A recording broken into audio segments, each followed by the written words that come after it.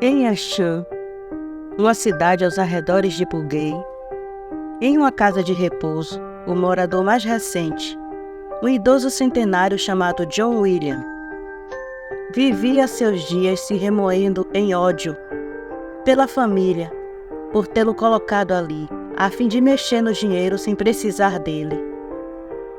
O acusaram de incapaz de cuidar do próprio dinheiro. Dia após dia, ele alimentava esse ódio, proferindo maldições contra os filhos, pelo que fizeram. Ele era ranzinza e não falava com ninguém, e nem admitia que ninguém tocasse nele ou cuidasse dele. Mas todos os dias, a ira e o ódio cresciam naquele corpo carcomido pelo tempo. Amon, o demônio da ira, viu naquele homem um instrumento perfeito para disseminar seu ódio e desavença. Uma noite ele apareceu para aquele homem e se apresentou. Sou o Marquês do Inferno Amon. O pecado que eu represento é a ira. Sinto todo o ódio e ira que há dentro de você. Façamos um acordo. Darei a vingança que deseja, em troca permitirá que minha ira flua através de você e contamine cada um que cruzar seu caminho. O velho no início ficou assustado com a presença do demônio, mas diante da oferta de vingança contra seus filhos gananciosos, ele não demorou a dar sua resposta.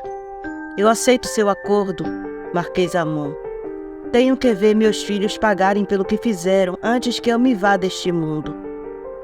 Um sorriso medonho se desenhou na face de Amon, que tinha a aparência de um lobo com cauda de serpente. Este abandonou a forma em que estava e possuía o corpo do velho William, que estava cheio de ira.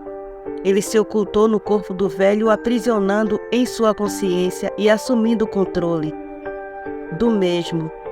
Naquela mesma tarde, na sala de recreação, John William sentou em um sofá e observou os vários idosos ali, alguns jogando, outros assistindo ou lendo. A paz reinava tranquilamente. Amon então percebeu uma impaciência em uma cuidadora que estava se irritando com o som alto da TV, pois o idoso que assistia estava quase surdo. A mulher se levantou para baixar a TV, mas quando passou por John William, este piscou um olho para ela.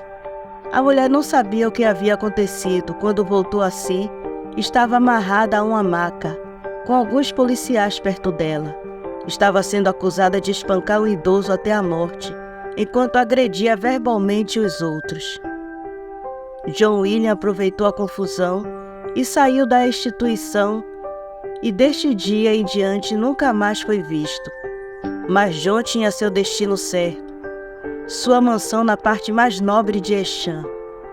Ao chegar lá, uma festa estava acontecendo. Amon permitiu que ele visse tudo enquanto dizia a ele: Veja, William, veja como gastam seu dinheiro, enquanto você apodrece naquele lar patético de idosos. Amon sorriu quando sentiu a ira e fúria do velho John crescer. Aquilo fortalecia mais e mais. Ele então atiçou mais o velho. O que acha de vermos de perto como eles esbanjam seu dinheiro, o suor de seu rosto, que você batalhou sua vida toda para conseguir? Amon entrou na mansão, caminhando calmamente, permitindo que John, preso no próprio corpo, visse tudo à sua volta. John reconheceu os carros de alguns de seus inimigos de negócios e política.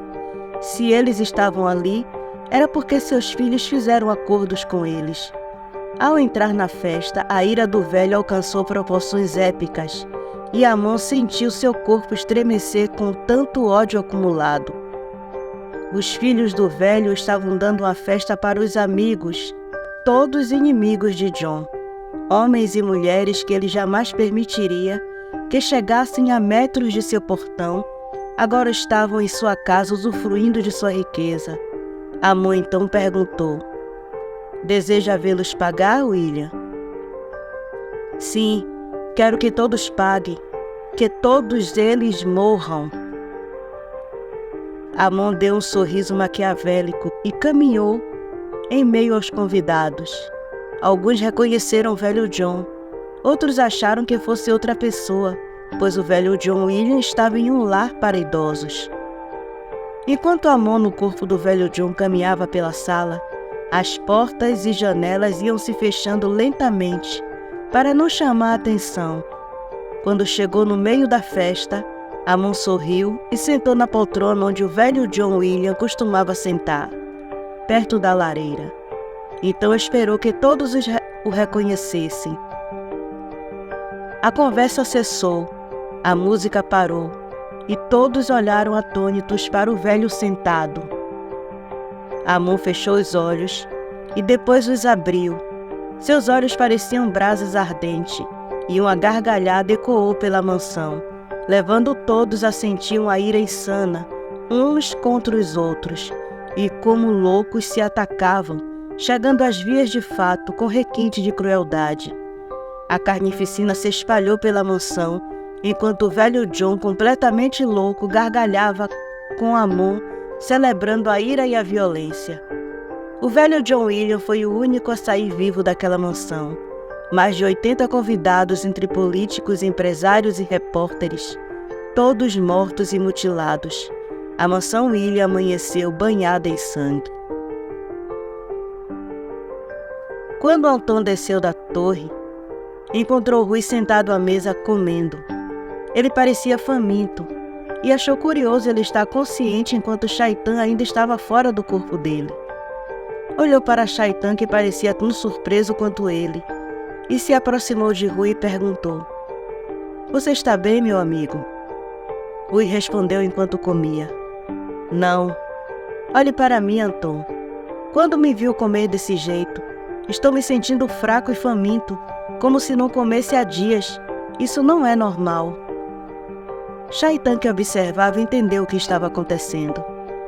Cada vez que saía do corpo de Rui e se materializava no mundo real, mesmo que só os anjos o vissem, levava Rui ao esgotamento. A fome era a forma do corpo lutar para não morrer. Ele sorriu, encontrou uma forma de escapar da prisão no corpo de Rui. Fazer isso em um lugar deserto seria perfeito. Sem água e comida, ele logo estaria morto e ele livre. Rui olhou para ele com seus olhos amarelos, brilhando como dois faróis, e perguntou: "E depois, Shaitan, o que fará? Para onde vai, sua cobra traiçoeira? Esqueceu que posso ouvir seus pensamentos?"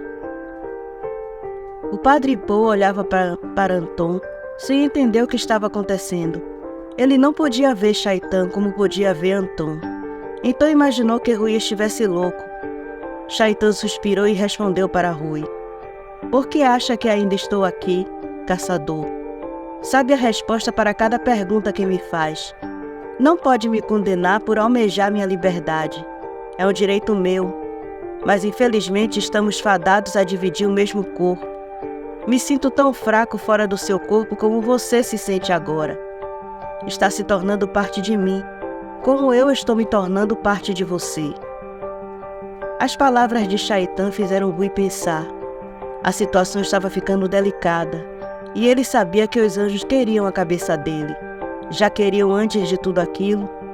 Ele apertou o garfo em uma mão e a faca na outra e disse: "Acho que está na hora de voltar. Voltaremos a esse assunto depois, quando tudo isso terminar." Shaitan entendeu e retornou ao corpo de Rui.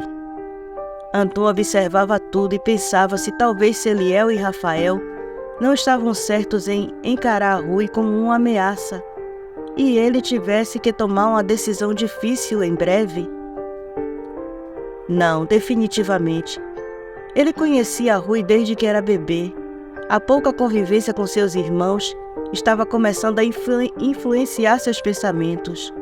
Rui jamais cederia ao mal. O padre estava confuso, mas resolveu ignorar tudo aquilo. Queria que aquela situação se resolvesse. Estava assustado e com medo. O telefone de Rui tocou e ele atendeu. Era o padre Thomas. Rui então disse: "Sua bênção, padre. Deus abençoe, meu filho." Padre Thomas achou a voz de Rui cansada e perguntou: Você está bem? Sua voz parece cansada. As coisas estão complicadas por aqui, padre. Uma boca do inferno foi aberta e 6 infernais escaparam. Mandamos um de volta, mas 5 ainda estão soltos.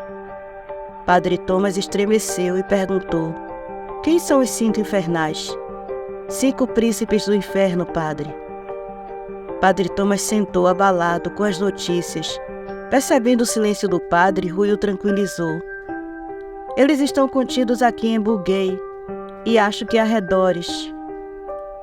Há 3 anjos nos ajudando além de Anton, um arcanjo, um principado e um tronos. O padre Thomas ficou surpreso com aquela notícia e perguntou: então está tudo sob controle? Até o momento sim, mas sabe como os anjos são, sempre com o pé atrás sobre mim. O padre suspirou e perguntou: viu as notícias? Já estava achando esse incidente perturbador, mas depois de saber da fuga desses infernais, deveria dar uma olhada. Como se trata de uma ocorrência policial, o detetive Alex está indo para ajudá-los. Vou dar uma olhada, padre Thomas. Obrigado pela ajuda. Rui omitiu o ataque sofrido na estrada e, como Anton quase morreu. Padre Thomas estava muito idoso e ele não queria preocupá-lo, mais do que ele já estava. Ele acessou a internet pelo seu celular e ficou sabendo da tragédia que havia acontecido em Echan. Ao ver a cara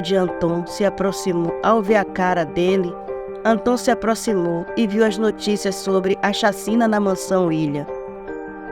Depois de lerem a reportagem, Rui perguntou: acha que foi um dos príncipes?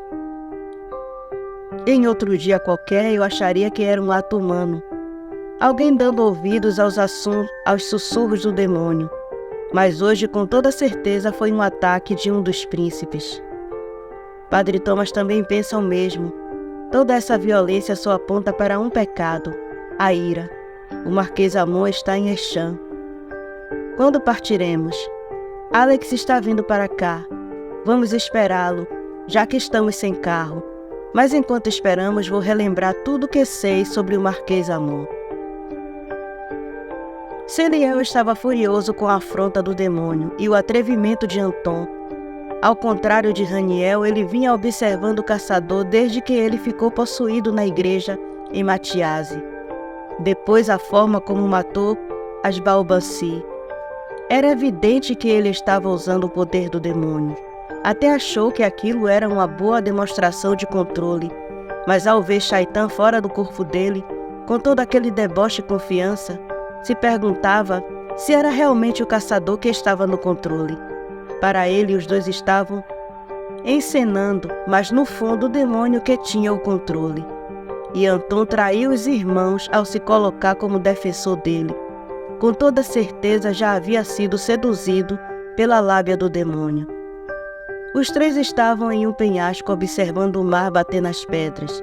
Celiel estava mais afastado, pensando em todas essas coisas. Rafael e Raniel preferiram deixá-lo só com seus pensamentos. Rafael então comentou: acho que o caçador está com seus dias contados.